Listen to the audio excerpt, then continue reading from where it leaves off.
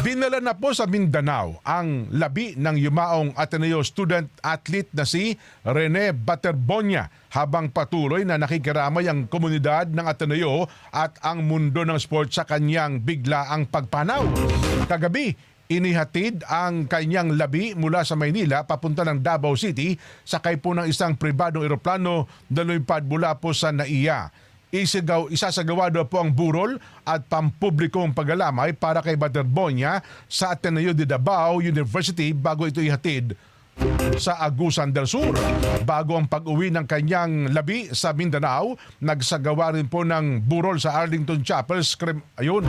At dumalo din daw po doon yung mga players ng Blue Eagles upang magbigay pugay sa kanilang pumanaw na kasamahan.